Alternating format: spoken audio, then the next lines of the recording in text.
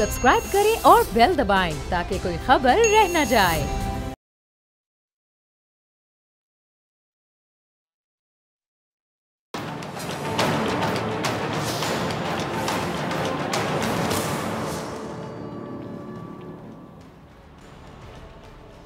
अस्सलाम वालेकुम नाज़रीन, मैं हूं डॉक्टर फ़िज़ा अकबर खान और मैं हूं पाकिस्तान और आप देख रहे हैं पाकिस्तान के सबसे बड़े न्यूज़ चैनल का नंबर 1 प्रोग्राम ऐसे नहीं चलेगा। इस्लाम, जमहूरियत और मीडिया, इन तीन नामों का इस्तेमाल इस मुल्क में बहुत बेदर्दी से किया गया। इन तीनों चीज़ों को मौका और वक्त की मुनासबत से अपने मुखालिफिन के खिलाफ भरपूर इस्तेमाल भी किया जाता रहा। इसी मुल्क की तारीख है कि जब इंतखाबात में बदतरीन शिकस्त हुई तो मुखालिफिन ने सियासी एहतजाज को मजहबी रंग देकर एक जमहूरी हुकूमत का खात्मा भी कर दिया। इसी मुल्क में देखा गया कि जब भी अपनी कुर्सी को खतरा हुआ, जमहूरियत खतरे में है का नारा बुलंद हुआ और इस नारे के साए तले तमाम वो अफराद जिन पर अवाम के टैक्स का पैसा चोरी करने का इल्ज़ाम है इकट्ठे हुए, इदारों को लान तान किया, इदारों पर हमले किए, इदारों को धमकियां दी। और इसी मुल्क में फिर देखा गया कि आज़ादी इज़हार राय के नाम पर मुल्क के ख़िलाफ़, रियासत पाकिस्तान के ख़िलाफ़, पाक फ़ौज के ख़िलाफ़, इदारों के ख़िलाफ़ वो नशरियात चलाई गईं जिसका किसी महज़ब जमहूरी माशरे में तसव्वुर भी नहीं किया जा सकता। इसी मुल्क में देखा गया कि सहाफ़त के नाम पर किरदार कुशी भी की गई और इसी मुल्क में देखा गया कि सहाफ़त के नाम पर लिफाफे लिए गए, बड़े बड़े लिफाफे जो जेब में भी नहीं आ सकते थे वो भी लिए गए और फिर सियासी अशराफिया की कई सालों तक मदासराई की गई। इन लिफाफों में से एक लिफाफा अभी हाल ही में पकड़ा गया जिसकी वजह से एक मीडिया का डॉन जेल की सलाखों के पीछे है। वो लिफाफा दिया था एक बड़ी सियासी जमात के ताहयात कायद ने उस वक्त जब वो वज़ीर आला थे। यानी ये सियासी अशराफिया और सहाफ़ती अशराफिया का गठजोड़ बहुत पुराना है। इस्लाम, जमहूरियत और आज़ादी इज़हार राय, ये तीन ऐसे सतून बनाए गए जिनकी बुनियाद पर इस मुल्क में हमारी जमहूरी हुकूमतें चलती रहीं। इस्लाम, जमहूरियत और आज़ादी इज़हार राय अपनी ढाल बनाया ताकि उनकी हुकूमतों को ख़तरा ना हो सके, उनकी कुर्सी को ख़तरा ना हो सके। आसिफ जरदारी साहब की हुकूमत आई, उन्होंने सहाफ़ती अशराफिया से नहीं बिगाड़ी, उन्होंने एक मौलाना को साथ मिलाया और उन्होंने अपने मुखालिफिन को भी साथ मिलाना बेहतर समझा और आराम से 5 साल गुजार दिए। नवाज शरीफ की हुकूमत आई, उन्होंने भी सहाफ़ती अशराफिया को साथ मिला लिया, एक मौलाना को भी साथ मिलाया ताकि उनसे फतवा लिया जा सके कि इस्लाम महफूज है और अपनी हुकूमत के 5 साल इस तरह मुकम्मल कर लिए। इन पिछले 10 सालों में आज़ादी इज़हार राय के नाम पर मखसूस सहाफ़ती अशराफिया, जमहूरियत के नाम पर सियासी अशराफिया और इस्लाम के नाम पर एक मौलाना ने जितना फ़ायदा उठाना था उठाया और बहुत लग्जरी लाइफस्टाइल भी इंजॉय किया। असासे बने और बड़े भी, लेकिन कोई पूछने वाला नहीं था क्योंकि अगर पूछ लेता तो इस्लाम को भी ख़तरा होता, सहाफ़त को भी ख़तरा होता और जमहूरियत को भी। और ऐसा ही हुआ जब नवाज शरीफ साहब के तीसरे दौर में पनामा का इंकशाफ हुआ। वो भी उनसे किसी ने नहीं पूछा, बल्कि ये एक इंकशाफ था जो पाकिस्तान में नहीं बल्कि आलमी सतह पर हुआ था, जिसे नवाज शरीफ के खिलाफ आलमी साजिश भी करार दिया गया। उस पनामा में निकली नवाज शरीफ और मरियम नवाज की वो जायदादें जो लंदन तो क्या पाकिस्तान में भी मौजूद नहीं थी। कहते हैं कि जब रस्सी का सिरा हाथ लग जाता है तो फिर बल खुलने में ज़्यादा मुश्किल नहीं पेश आती और वही हुआ। नवाज शरीफ वो वही शख्सियत तो थे नहीं जिन्होंने अपने तीनों अदवार में अकेले फ़ायदा हासिल किया हो। इस्लाम, जमहूरियत और सहाफ़त की जो ढाल नवाज शरीफ साहब ने अपने इर्द गिर्द बनाई थी वो टूटने को थी और इससे ख़तरा उन लोगों को भी था जिन्होंने सहाफ़त के नाम पर सियासी अशराफिया की कसीदा गोई की या जिसने इस्लाम के नाम पर कमेटी की चेयरमैनशिप इंजॉय की। लेकिन क्योंकि रस्सी का सिरा हाथ आ गया था इसलिए फिर रस्सी के बल खुलते गए। सियासी अशराफिया की मंजूर नज़र सहाफ़ती अशराफिया ने दिन रात अपने अपने चैनल को मोर्चा बनाकर नवाज शरीफ का मुकदमा लड़ना शुरू कर दिया, नवाज शरीफ को बेगुनाह साबित कर दिया। पूरा मुकदमा ही अपने प्रोग्राम में लड़कर नवाज शरीफ को हीरो बना डाला। एक मौलाना ने इस्लाम के नाम पर नवाज शरीफ का दिफा किया, पनामा को साजिश कहा, लेकिन जब पकड़ होती है तो फिर भागने की मोहलत नहीं मिलती। और फिर वही हुआ जो सब ने देखा, जमहूरियत ख़तरे में है के नारे को थोड़ा सा मॉडिफाई किया और वोट को इज्जत दो की शक्ल में बेचा गया। इसी नारे को बुनियाद बनाकर इदारों के खिलाफ इल्ज़ामात लगाए गए, धमकियां दी गई, भरपूर पैसा बहाया गया और जलसे किए गए।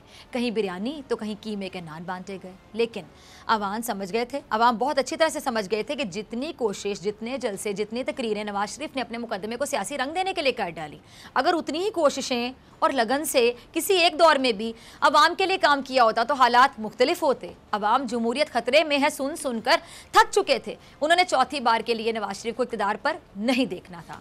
नतीजा क्या निकला? नतीजा वही निकला जो निकलना था कि नवाज शरीफ साहब जो हैं वो हार गए क्योंकि अवाम थक चुकी थी उन पर एतबार कर करके। इमरान खान वजीर आजम पाकिस्तान बन गए। अवाम ने इस बार एतमाद किया इमरान खान पर। जब जमहूरियत का कार्ड फेल हो गया तो फिर बारी आई इस्लाम के कार्ड की।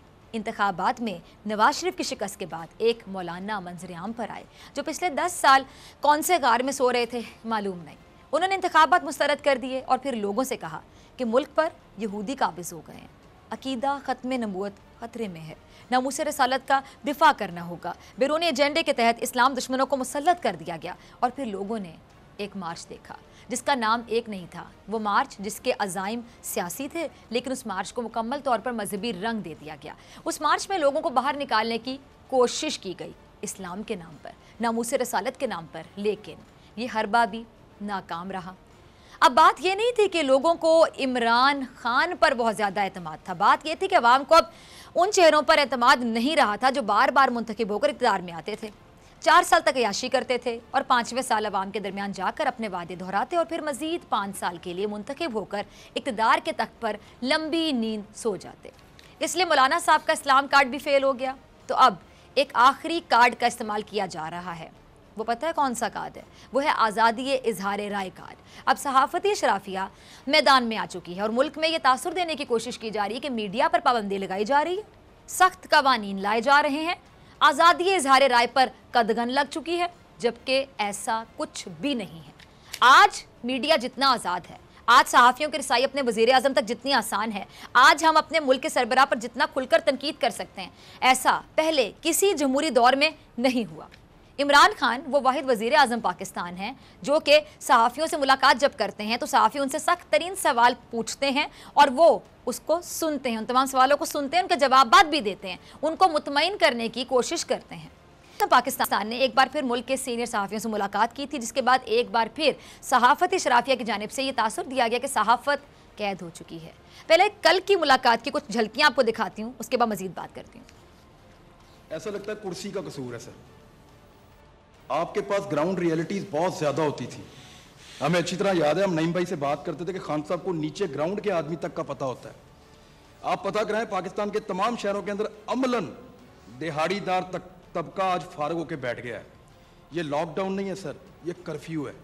आज कोई आदमी काम पे नहीं जा पा रहा, कोई मजदूर दिहाड़ी नहीं लगा पा रहा। जहां जहां दिहाड़ीदार बैठते हैं, सुबह उन सारी जगहों से मैं लाहौर से यहां तक घूमता हुआ आया हूं, कोई मजदूर अपनी दिहाड़ी वाली जगह पे भी नहीं पहुंचा। तो ये कर्फ्यू है, ये लॉकडाउन नहीं है। आपके पास सुना आपने मुल्क के मुंतखब वज़ीर आज़म से, मुल्क का एक सहाफ़ी ये ना सिर्फ सवाल कर रहा है बल्कि उन पर तनकीद कर रहा है, बराह रास्त सामने बैठकर सख्त जुमलों का इस्तेमाल भी कर रहा है और फिर शिकायत भी कि आप वज़ीर आज़म पाकिस्तान हैं और आपके पास ये रिपोर्ट होनी चाहिए थी। क्या ऐसा पिछले 10 सालों में किसी एक सहाफ़ी ने तसव्वुर किया था कि नवाज शरीफ या आसिफ अली जरदारी से कोई एक सहाफ़ी ऐसा ब्लंट सवाल करने की जुर्रत कर सके, वो भी सामने बैठ के? इसका जवाब भी सवाल करने वाले ने खुद ही दे दिया। ये चलाइएगा ज़रा रज़ा, ये जो साइड स्क्रीन पर मेरे प्रोड्यूसर एक ट्वीट चलाएंगे, आप देखिएगा। इस ट्वीट में भी उन सहाफ़ी का ही आप ये ट्वीट देख सकते हैं। ये क्या कहते हैं कि उन्होंने जब नवाज शरीफ जब वज़ीर आज़म थे तो उनसे एक सख्त सवाल कर लिया था, जिसकी सज़ा ये मिली कि अगले 5 साल तक उनको सवाल पूछने का मौका ही नहीं दिया गया। इमरान खान को ये क्रेडिट जाता है कि उन्होंने मुश्किल और सख्त सवालात सुने, बल्कि उनके जवाबात भी दिए। ये हकीकत है। क्या नवाज शरीफ के दौर में कोई एक सहाफ़ी इतनी हिम्मत कर सकता था? अगर सेशन नवाज शरीफ साहब के साथ होता तो कई सहाफ़ी जेल में होते या उनके चैनल्स पर जुर्माने होते, या फिर नवाज शरीफ ने उस सेशन के बाद अपना बाईपास करवा लेना था, क्योंकि नवाज शरीफ में इतना सुनने का हौसला ही नहीं है, हिम्मत ही नहीं है, ना उनमें इतनी बर्दाश्त है। नवाज शरीफ के दौर की मैं बात करूँ तो उस दौर में तो मीडिया हाउसेज जो नवाज शरीफ पर तनकीद करते रहे, उनको इश्तिहारात नहीं दिए गए, उनके साथ नारवा सलूक बरता गया, उनको पीछे रखा गया। ऐसे सहाफ़ी जो नवाज शरीफ पर तनकीद करते थे, उनसे सवाल पूछते थे, उनको इजाज़त तक नहीं थी कि वो नवाज शरीफ के सामने आ सकें। नवाज शरीफ ने सिर्फ एक मखसूस सहाफ़ती शराफिया को नवाजा था, जिसको वो अपने साथ रखते थे। हर गैर मुल्की दौरे में चंद मखसूस सहाफ़ी उनके साथ शामिल होते थे, उन्हीं पर सरकारी नवाजिशात की बारिश भी होती थी। मखसूस मीडिया हाउसेस को नवाजा जाता था, मखसूस मीडिया हाउस को, सुन रहे हैं ना आप, सरकारी इश्तिहारात दिए जाते थे। इसके बावजूद किसी एक सहाफ़ी को नवाज शरीफ से ऐसे करने की इजाज़त नहीं थी। ये ज़रा अगला क्लिप देखिएगा। मुझे बता दें डिसीजन अल्टीमेटली एक सवाल last, then you can just tell me to shut up. One question. Sir बता देंगे 2 months down the road, when the economy is in a problem, मैंने इमरान खान का गिरबान पकड़ना है कि मैंने डॉक्टर बाकर को ढूंढ कर पकड़ना है कि उस वक्त मुझे कहा जाएगा ये तो बाकर कर गया, मैं क्या करता हूँ? Who is ultimate डिसीजन कौन ले रहा है इकोनॉमी की?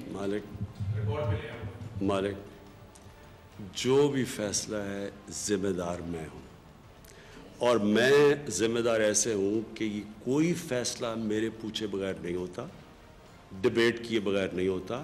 अगर मुझे बाहर से ओपिनियन लेना पड़े मैं बाहर से ओपिनियन लेता हूँ। वो लोगों को मैं बुला लेता हूँ जो कि पाकिस्तान के अपने इंडिपेंडेंट इकोनॉमिस्ट हैं। आपके मुल्क का एक सहाफ़ी पूछ रहा है कि वो किसका गिरेबान पकड़े अगर मुल्क की मईशत को नुकसान हुआ, और सवाल वो कर रहा है मुल्क के वज़ीर आज़म से, और कौन सी आज़ादी चाहिए और कितनी आज़ादी चाहिए मज़ीद। अगर ये हौसला पिछले 10 सालों में किसी एक सहाफ़ी के पास होता कि वो मुल्क के सरबराह की नाअहली पर उनका गिरेबान पकड़ने की बात करे, तो यकीन जानिए ये मुल्क आज इस हालत में नहीं होता। मुल्क पर 30,000 अरब का कर्जा चढ़ गया। किस सहाफ़ी ने नवाज शरीफ का गिरेबान पकड़ने की बात की? मुल्क के तमाम सरकारी इदारे खसारे में चले गए। मुल्क के किस सहाफ़ी ने नवाज शरीफ का गिरेबान पकड़ने का हौसला किया?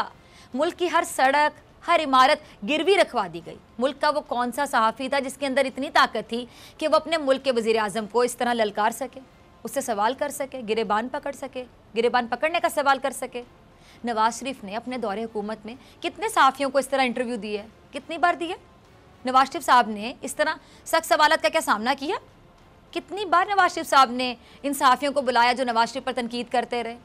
जो सहाफ़ती अशराफिया आज चीख चीख कर कहती है और कह रही है कि जी सहाफ़त कैद है, वो जवाब दे, वो बताए कि कितनी बार नवाज शरीफ को इस तरह टीवी पर बराह रास्त तनकीद सुनते देखा गया।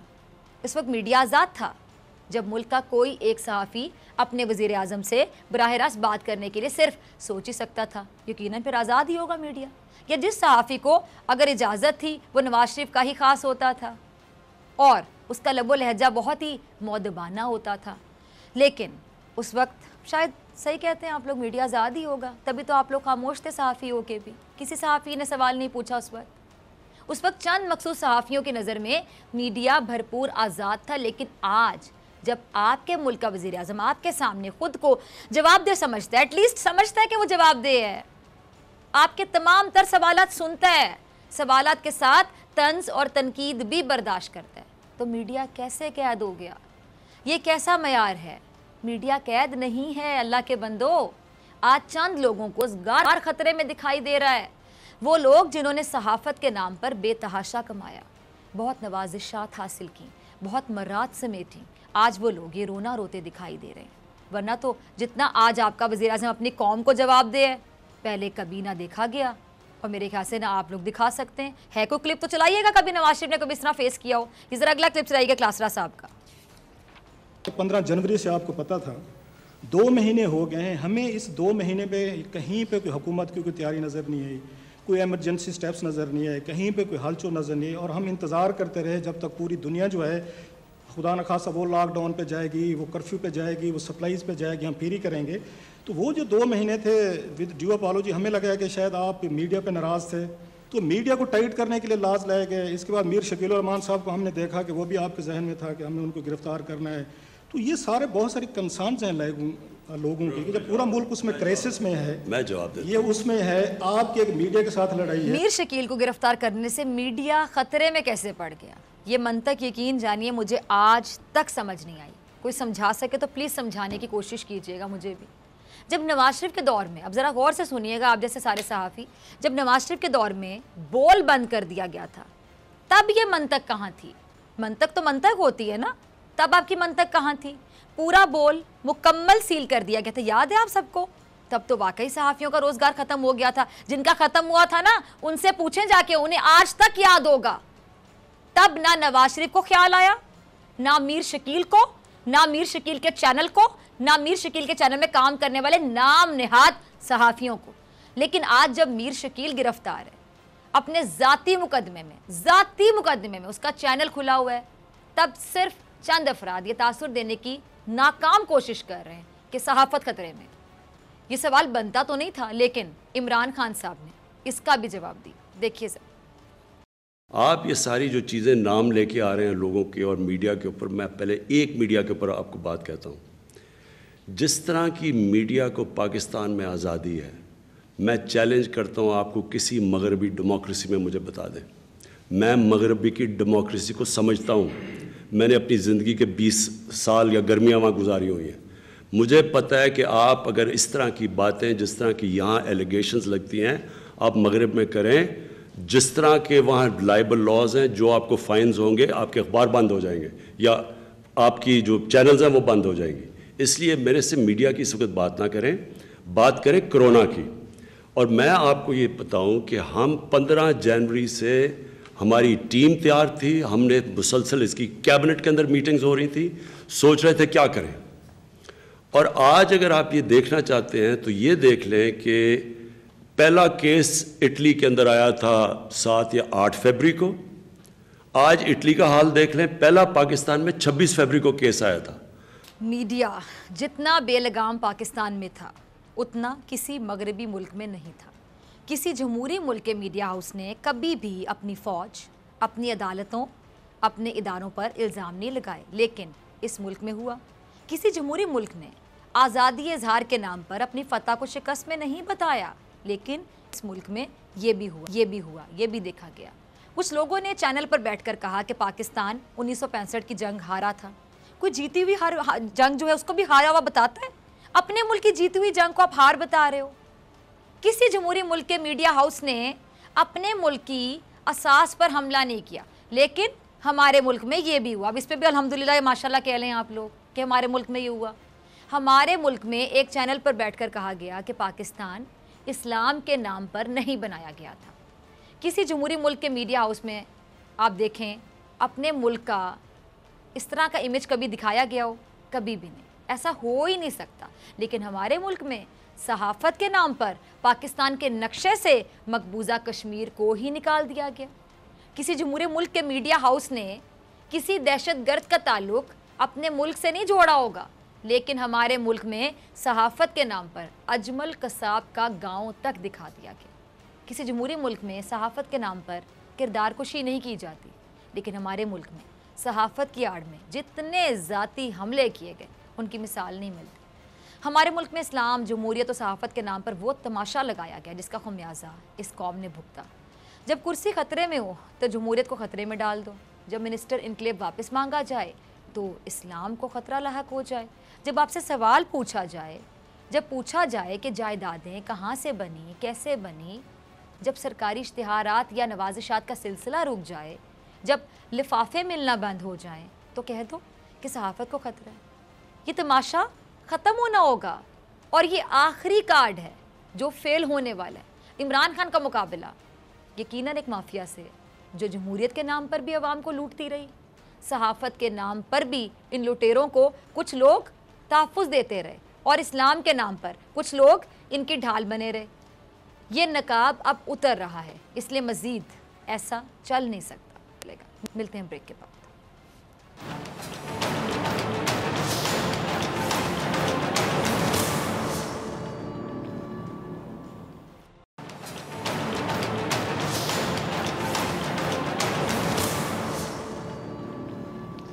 वेलकम बैक नाज़रीन, आप देख रहे हैं ऐसे नहीं चलेगा। मैं हूं आपके साथ डॉक्टर फ़िज़ा अकबर ख़ान। अब हम बात करेंगे मईशत के हवाले से, जो सिचुएशन है उस पर मईशत के हवाले से बहुत से सवाल उठ रहे हैं और हमारे साथ माशी एक्सपर्ट डॉक्टर वकार मसूद साहब मौजूद हैं, जो किसी तारुफ के मोहताज नहीं है। फेडरल फाइनेंस डिवीजन के ये सेक्रेटरी भी रह चुके हैं। Sir warm welcome. डॉक्टर साहब, सबसे पहले ये जानना चाहूँगी कि इमरान खान साहब ने जो आवाम के लिए रिलीफ पैकेज का ऐलान किया है, इससे एक आम आदमी को कोई फ़ायदा होता हुआ दिखाई दे रहा है? अगर होता हुआ दिखाई दे रहा है तो किस हद तक? बहुत शुक्रिया फैज़ा। देखिए, फ़ायदा होगा और अभी कुछ वक्त लगेगा इसको ज़मीन पे पहुंचकर इस पे अमल दरामद होने में। आम आदमी के लिए जो है इसमें जो चीज़ें रखी गई हैं, एक तो सबसे पहले सबसे बड़ी चीज़ जो है वो ये कि वो लोग जो इन हालात से मुतासिर होके अपनी जो भी कोई नौकरी दिहाड़ी करते हैं उनके लिए 200 अरब रुपए का पैकेज जो है वो रखा गया है। जो लेबर अपनी जो भी उसका रोजगार है वो खोएगा, उसको जो है अब पहुंचना एक चैलेंज होगा। अभी इन्होंने और ये सही इक़दाम है इन्होंने ये BISP के तहत जो 3000 कफालत प्रोग्राम था उनका, उसके अंदर शामिल कर लिया है। पहले 4 मिलियन घराने थे, अब उन्होंने जो है इसके अंदर कोई 12 मिलियन घराने जो हैं उन तक पहुंचने का इरादा किया है। जी। देखिए कि इंशाल्लाह क्या होता है। इसके अलावा भी उन्होंने, ये मैं समझता हूँ थोड़ा सा इसमें टारगेटिंग का मसला होगा, लेकिन यूटिलिटी स्टोर्स कॉर्पोरेशन के अंदर भी जो है जाकर उन्होंने प्राइसेस को कम कर रहे हैं ताकि रोशन वगैरह जो है लोगों को मैसर आ सके कम कीमत पे। इसके साथ उन्होंने जो कम आमदनी वाले लोग हैं उनके गैस और बिजली के बिल फौरन अदायगी से उसमें उनको मौखर कर दिया है और 3 महीने के अंदर उनको इसको वो कर देंगे अदा। ये तमाम बातें जो हैं आम आदमी ही के लिए हैं। आम आदमी जो है वो इसका मकसद पैकेज का आम आदमी है। लेकिन दूसरी जानिब फिजा मैं ये कहूँगा कि आज हमारी स्टॉक मार्केट भी जो है वो मंदी का शिकार रही, बड़ी गिरावट हुई और इसके साथ जो है हमारा डॉलर जो है वो भी महंगा हुआ है। डॉक्टर साहब, ऑपोजिशन जो है ना वो इस रिलीफ पैकेज पर मुतमईन नजर नहीं आ रही है, सेटिस्फाइड नहीं है, क्योंकि उनका मुतालिबा ये है कि जी बिजली के गैस के बिल्स माफ किए जाएं, पेट्रोल की कीमत में मजीद कमी की जाए और मजदूर को महीना 15,000 का मुतालिबा कर रहे हैं। क्या ये पॉसिबल हो सकता है, मुमकिन हो सकता है? एक एक को ले लेते हैं। देखिए आज ऑपोजिशन ने जो शरह सूद है उसके मुतालिक भी जो है उससे कहा है कि वो सिंगल डिजिट के अंदर आए। आपने देख लिया कि आज जो कुछ हुआ है मार्केट में, तो कल जो कदम उठाया था स्टेट बैंक ने वो उसकी वो पजीराई नहीं हुई, लिहाजा गुंजाइश है इस बात की कि थोड़ी सी और इसमें पेशकदमी की जाए और इसे सिंगल डिजिट के अंदर जो है लाया जाए। एक बात ये हो गई। दूसरा, जहाँ तक इस बात का ताल्लुक है कि तेल की कीमतें सर, यानी मुझे इससे बड़ा इख्तिलाफ है। मैं समझता हूँ 30 रुपए प्राइस कम हो सकती थी और वो सिर्फ निस्फ की गई है। ये वक्त है कि आपको अपने लोगों के हाथ में हकीकी आमदनी देनी है और वो अगर, और ये आपकी जेब से नहीं जा रहा। जो तेल की कम कीमत है वो तो आलमी मार्केट में कम है। आप तो रास्ते में खड़े हैं, आपको चाहिए कि अपना टैक्स जो वसूल करना है उसे वसूल करके उसमें कोई रियायत न दे, अपना टैक्स पूरा वसूल कर लें, लेकिन बाकी तो अवाम तक पहुंचा दें। और अवाम तक जो है वो पूरी तरीके से अभी पास ऑन नहीं हुआ, इन्हें चाहिए कि जल्द से जल्द करें। तीसरी बात ये है कि ये देखें, अब मतलब ये भी ना हो ना, मतलब हम फराख दिली के साथ हुकूमत इक़दामात कर रही है और भी करने पड़ेंगे क्योंकि 24 घंटे के अंदर सूरत हाल बदली जा रही है। लेकिन अब ये भी नहीं है कि आप ये कहेंगे जनाब मेरे ऊपर जितने वाजिबात हैं वो सब माफ कर दीजिए। वो देखिए, मतलब इस तरीके से नहीं चलती चीज़ें। हमें रिलीफ चाहिए कि आज हम पर एक मुश्किल वक्त आया हुआ है, आप आसानी पैदा कर दें। आज हम बिल नहीं दे सकते, कल दे दें बिल, 1 महीने बाद दे दीजिए, ये कुछ मुमकिन है। इससे ज्यादा तवक्को करना जो है मबनी पर इंसाफ नहीं है। ठीक है जी। अच्छा जी, हमारा मुल्क जो भी कर्फ्यू या लॉकडाउन के बाद, ये लॉकडाउन की सिचुएशन है, जिस तरह लोग कर रहे हैं उसके बाद जो सिचुएशन हो सकती है आपको भी पता है, इसके बाद मुआशी तौर पर आपको क्या लगता है कि कितने दिन सर्वाइव कर सकता है, अगर हम हकाइक पे अपनी बात करें डॉक्टर साहब? हाँ, इसमें हमें चाहिए कि जो पैदावारी अमल है उससे ना रोकने दें। देखिए, आप लोगों को चाह रही हैं कि घरों के अंदर जाके बैठ जाएं। यकीनन आम आदमी को, जिसको बहुत ज़्यादा सरोकार नहीं है कारोबार ज़िंदगी से, वो बैठे जाके, लेकिन जिन्हें उस कारोबार से ताल्लुक़ है, देखिए मतलब अगर दूध और दीगर सामान जो चाहिए आपको किचन चलाने के लिए वो नहीं आएगा तो आप घर में कैसे बैठ सकते हैं। इसी तरीके से अगर जहाँ से वो पैदावार होनी है वहां पर लोग ना पहुंच सके, आज सिंध के अंदर कुछ ज्यादा सख्ती नजर आ रही है और लोग अपने अपने अपने मकामात पे नहीं पहुंच सके हैं, या जो अशिया की तरसील है वो नहीं हो सकी, तो उसको जो है हमें आसान बनाना चाहिए। अगर हमने मतलब ये जो ज़रूरी अशिया हैं इनकी तरसील के निज़ाम को ख़राब किया तो फिर हमारे ऊपर जो है ना ये बड़ा मुश्किल होगा और एक अफरा तफरी भी खुदा न खास्ता जो है ना मुल्क के अंदर पैदा हो सकती है। ये अज़बत ज़रूरी है कि जनाब तेल की तरसील सारे मुल्क में हो रही हो, बिजली पैदावारी का अमल जो है वो चल रहा हो, जहाँ पर रोज़मर्रा की अशिया पैदा हो रही हैं वो हो, यानी यहाँ पर जो है अपने किसान काम कर रहा है, तो ये काम जो है ये तो बड़े ज़रूरी हैं, इनको चलना चाहिए और इसके लिए आसानियाँ पैदा करनी चाहिए।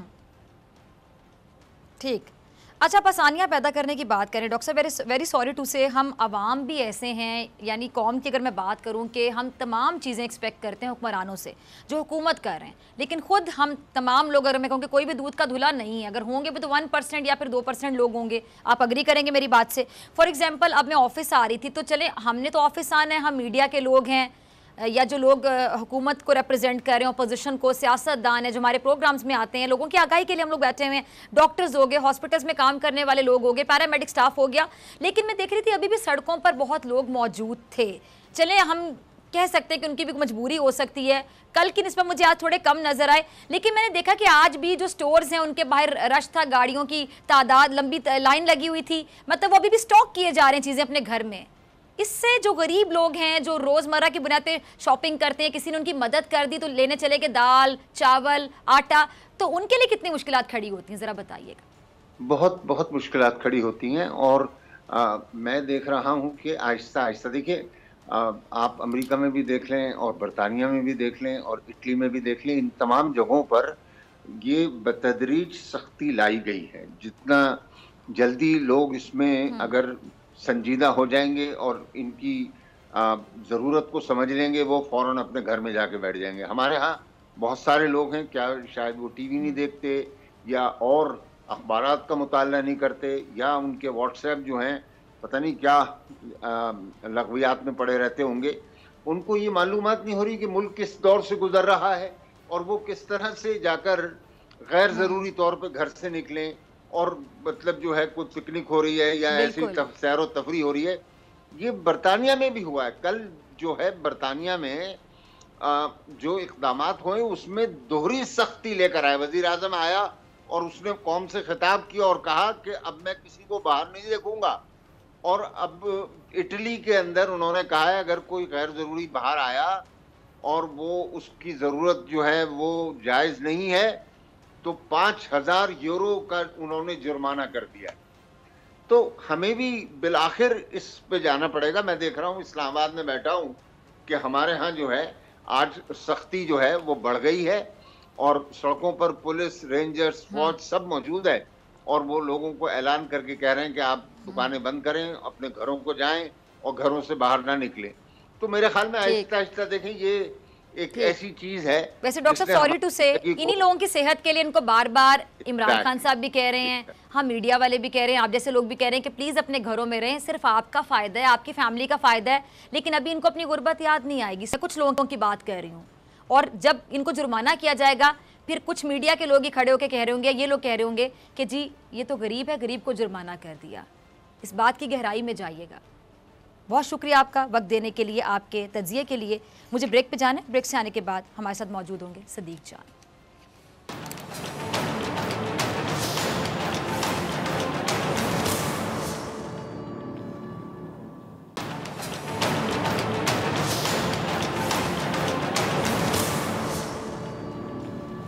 वेलकम बैक, आप देख रहे हैं ऐसे नहीं चलेगा, मैं हूं आपके साथ डॉक्टर फैज़ा अकबर खान। इस सेगमेंट में मेरे साथ मौजूद हैं सदीक जान। मीडिया आज़ाद है या फिर कैद है? कुछ लोग ऐसे हैं जिनका रोना थम नहीं रहा, इसकी वजह क्या है, ये कौन से लोग हैं, जानने की कोशिश करेंगे सदीक जान से। सदीक, अभी भी हम क्लिप्स चला रहे थे कि प्राइम मिनिस्टर इमरान खान साहब से सीनियर सहाफ़ियों ने सवाल पूछे और मैंने बार बार पूछा कि क्या नवाज शरीफ के दौर में किसी सहाफ़ी में इतना हौसला, इतनी हिम्मत थी कि नवाज शरीफ से ऐसा सवाल पूछे कि किसका गिरेबान पकड़ा जाएगा? ये इमरान खान साहब का हौसला है कि उन्होंने सामने बैठ के ऐसे सवाल सुन लिए और जवाब भी दिया बड़े तहम्मुल के साथ। फिर भी कहा जाए कि जी सहाफ़त कैद है, और कितनी आज़ादी चाहिए इन्हें? देखें, बात यह है कि किस बुनियाद पे कहा जा रहा है कि मीडिया आज़ाद नहीं है। जो मीडिया के फिरौन को जो पकड़ा गया है, उसकी करप्शन, लूटमार और नवाज शरीफ के साथ मुकमुका पे, उस पर कहा जा रहा है कि मीडिया आज़ाद नहीं है। जबकि जिस शख्स को पकड़ा गया है वो शख्स खुद कहता है कि मेरा ये बिजनेस है और बिजनेस है, मैं बिजनेस कर रहा हूँ और कारोबार कर रहा हूँ। यानी वो खुद भी ये नहीं कह रहा कि मैं सहाबत कर रहा हूँ। तो उसको बुनियाद बना के कहा जा रहा है कि जी मीडिया आज़ाद नहीं है। दूसरी बात यह है जो आपने बात की, भाई अगर आपने गिरबान पकड़ना है तो गिरबान आप पकड़े किसका? शहबाज शरीफ साहब का, कि आपने 10 साल तक आप वज़ीर आला पंजाब रहे और 10 सालों में 11 करोड़ पंजाब के लोगों के लिए सिर्फ 1000 वेंटिलेटर्स हैं। उसका गिरबान पकड़े ना, उससे पूछें कि उसने हेल्थ के ऊपर कितना खर्चा किया। देखें डॉक्टर साहबा, जब 2010-11 में डेंगू आया, डेंगू के वक्त जब डेंगू आया तो उस वक्त ये पता चला कि पंजाब के अस्पतालों में इतनी जगह नहीं है कि डेंगू के मरीजों को रखा जा सके। और उस वक्त ये बात इस्टेब्लिश हो गई थी कि पाकिस्तान को और पंजाब को अस्पतालों की ज्यादा जरूरत है। लेकिन शहबाज शरीफ साहब ने अस्पताल बनाने की बजाय क्या किया? मेट्रो बना दी, यही सरिये सीमेंट के प्रोजेक्ट्स बनाते रहे, फिर ऑरेंज लाइन 250 अरब से ऑरेंज लाइन बना दी। उन्होंने वेंटिलेटर कितने खरीदे हैं भाई? वेंटिलेटर अब आप कह रहे हैं कि शहबाज शरीफ साहब कह रहे हैं वेंटिलेटर खरीदे। भाई इस वक्त आप कह रहे हैं जब दुनिया में कोई मुल्क वेंटिलेटर देने को तैयार नहीं है, एक साल की बुकिंग हो गई है। आपने क्या किया अस्पतालों में? एक बेड पे 3 मरीज हैं, आपने कितने अस्पताल बनाए? आप तो मेट्रो और वो चीजें बनाते रहे जो नजर आती हैं। उनके गिरबान पकड़ने चाहिए, उनसे पूछना चाहिए जो जाली अकाउंट्स बनाकर और मनी लॉन्ड्रिंग करते रहे। नवाज शरीफ साहब के लिए 9 JID के 9 वॉल्यूम मौजूद हैं, जरदारी साहब के 25 वॉल्यूम मौजूद हैं। उनके गिरबान पकड़े, उनसे पूछे कि जब पाकिस्तान में पाकिस्तान के लोगों पे जो पैसा खर्च होना था वो आप यहाँ से करप्शन, मनी लॉन्ड्रिंग, लूट मार करके और आप बैरून मुल्क के साथ से जदादे बनाते रहे। आपने उस आवाम के लिए क्या किया जिससे आप वोट लेते हैं? उनके तो आप गिरबान पकड़ते नहीं है। उस इमरान खान का आप गिरबान पकड़ रहे हैं जो अगले 1.5-2 माह में 10,000 वेंटिलेटर खरीदने जा रहा है। और इस कैफियत में जब दुनिया का कोई मुल्क वेंटिलेटर देने को तैयार नहीं है, और ये भला हो चाइना का कि वो हमसे वो कर रहे हैं। दूसरा, शहबाज शरीफ साहब से पूछें कि वो बड़े भाषण दे रहे हैं बैठ के मीडिया पे, ये करें वो करें, फलान करें नहीं करें। उन्हें कहना कि आप कतरियों से कतरी खत तो ले आते हैं, अब आप कतरियों को कहना कि इस वक्त पाकिस्तान की मदद करें आपके थ्रू। आप सऊदी अरब के साथ आप बड़ा दावा करते थे, आपने जाती ताल्लुकात रखे, आप अपना किरदार अदा करें उन मुल्कों से जहां जाके आप पनाहें लेते हैं, जिनके आप खत लेके आते हैं। अब आप ताल्लुकात का पता चले ना। बात यह है, तनकीद करना आसान है, इमरान खान साहब को सख्त लहजे में बात करना आसान है। अब आप जो कहते हैं कि जी हमें माजी का ना बताएं, कैसे ना माजी का बताएं? जो 5,000 अरब हमने अगले 2 साल में देना है वो किसका लिया हुआ कर्जा है? इस हुकूमत का लिया हुआ कर्जा है या पिछली 3 हुकूमतों का लिया हुआ कर्जा है? तो देखें, इमरान खान साहब का ये बहुत अच्छा एक अमल था कि वो मीडिया के साथ इंटरेक्शन कर रहे हैं, वो खुद फ्रंट पे आके अवाम को एतमाद भी लेना चाहते हैं और उनको लेना भी चाहिए, वो सरबराह है इस मुल्क के। लेकिन ये जो रवैया है ये किसी तौर पे काबिल कबूल नहीं है। अब यही वजह है, आपने देखा है, फिर हम मीडिया वाले गिला करते हैं कि लोग गालियां देते हैं। मैं इसकी मजम्मत करता हूँ, गालियां नहीं देनी चाहिए, लेकिन मसला ये कि लोग फ्रस्ट्रेशन निकालते हैं, लोग अपना गुस्सा निकालते हैं। लोग कहते हैं कि पूरी दुनिया में इस वक्त कोरोना का रोना है और आपको मीडिया के फिरौन का रोना है। आप कहते हैं उसको क्यों पकड़ लिया, उसको छोड़ दो। पूरे मीडिया ने हमें ये बताया कि शहबाज शरीफ साहब आएंगे, वो जो मसीहा है इस कौम के, उनके पास ऐसी उनके पिटारी खोलेंगे, ऐसा हल कौम को बताएंगे कि पूरी दुनिया दंग रह जाएगी कि कोरोना का असल हल तो ये था जो शहबाज शरीफ साहब ने दिया है, और फिर पूरी दुनिया पाकिस्तान को फॉलो करेगी। और उन्होंने जब अपनी पिटारी खोली, उस पिटारी में से क्या निकला कि मीर शिकिल रहमान को रिहा कर देना तो कोरोना अब ठीक हो जाएगा। तो भाई वो शहजादा चार्ल्स को भी कोरोना हो गया, उसने वहां किसको पकड़ा है जो उसको वहां पे कोरोना हो गया है, तो वो किसको रिहा करे तो उसका कोरोना जो है वो ठीक हो जाएगा। मीडिया को इस वक्त जिम्मेदाराना रोल अदा करना चाहिए, सहाफियों को, एंकर्स को जिम्मेदाराना रोल अदा करना चाहिए। पैनिक क्रिएट नहीं करना, खौफ नहीं पैदा करना, लोगों को हौसला देना है, अज़म देना है, कोरोना से हमने लड़ना है, डरना नहीं है, पैनिक क्रिएट नहीं करना, अफरा तफरी। और हमें अपनी जाती अनाएं, अपने पर्सनल एजेंडा जो है उनको पीछे रखना होगा। हम बाद में स्कोर सेटल करते रहेंगे, जाती एजेंडे आगे बढ़ाते रहेंगे। और ये जो मीडिया का फिरौन है ना, इसको छोड़ दें। वो खुद कहता है वो कारोबार करता है, आप कहते हैं ये आजादी सहाबत पे हमला हो गया। भाई किस बात पे? वो तो खुद को साहब ही नहीं कहता, जिसको आप कहते हैं कि आजादी सहाबत पे हमला हो गया। वो कहते हैं बिजनेसमैन, फॉरगेट अबाउट जर्नलिज्म।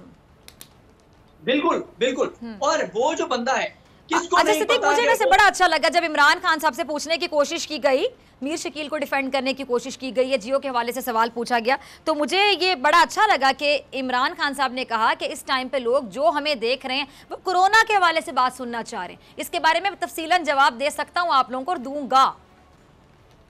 देखें, मैंने कल 2 बातें कही थी, सबके बाद मैंने कहा कि इस 2.5 घंटे की ब्रीफिंग ने इमरान खान के सियासी कद काट में जितना इजाफा किया, इतना कोई हुक्मरान 2.5 साल मेहनत के बाद अपना कद काट अवाम में बड़ा नहीं कर सकता। दूसरी बात यह है कि कुछ मीडिया ने जिनका एजेंडा ये है कि इस हुकूमत को नाकाम करना है, उन्होंने पिछले 2.5 साल में या इमरान खान को नुकसान पहुंचाना है, उन्होंने 2.5 साल में पिछले में मिलके इमरान खान को इतना नुकसान नहीं पहुंचाया जितना इन एंकर्स ने 2.5 घंटे की ब्रीफिंग में इमरान खान को फायदा पहुंचा दिया है। भाई आप कोरोना की बात करें, आप अवाम की बात करें, आप वहां भी अपना जो है वो, मुझे एक लफ्ज तो है वो मैं कहता नहीं हूँ, आप अपना रोना लेके बैठ गए वहां पे। आपको यार मीश किलो रमान इस मुल्क का कब सबसे बड़ा मसला बन गया है? मतलब इस मुल्क का सबसे बड़ा मसला है इस वक्त, इस पूरे मुल्क में ना सबसे बड़े 2 मासूम हैं, एक मीश किलो रमान और एक वो मारिया बी वाले का खामिद। इस वक्त वो मासूम है 2 जो पूरे पाकिस्तान के सबसे ज्यादा मजलूम और मासूम है। इन 2 के साथ अगर इंसाफ हो जाए तो पाकिस्तान सारा ठीक हो जाएगा। तो ये क्या तरीका है भाई? आप अवाम की बात करें, आप गरीब की बात करें, आप वही एलीट का अशराफिया का दर्द लेकर बैठ गए, अपने जाती झंडे आप लेकर बैठ गए। तो ये नामुनासिब रवैया था और इमरान खान साहब ने बड़ेपन का मुजाहरा किया, तहम्मुल से सवालों का जवाब दिया और इसके उनको सियासी तौर पर भी हर हवाले से उनको फायदा। और इस बात का बिल्कुल, अगर आप समंदर को कूजे में बंद करें तो एक ही बात कि वक्त इन तमाम बातों का नहीं है, ये वक्त इन तमाम बातों का नहीं है। बहुत शुक्रिया सदीक जान आपके तज्जिए के लिए। डॉक्टर फैज़ अकबर खान को दीजिए इजाज़त, आपसे मुलाकात होगी इंशाल्लाह कल सेम टाइम सेम चैनल। अगर ज़िंदगी ने वफ़ा की, दुआओं में याद रखिएगा, अपना ढेर सारा ख्याल रखिएगा। अल्लाह ने के बाद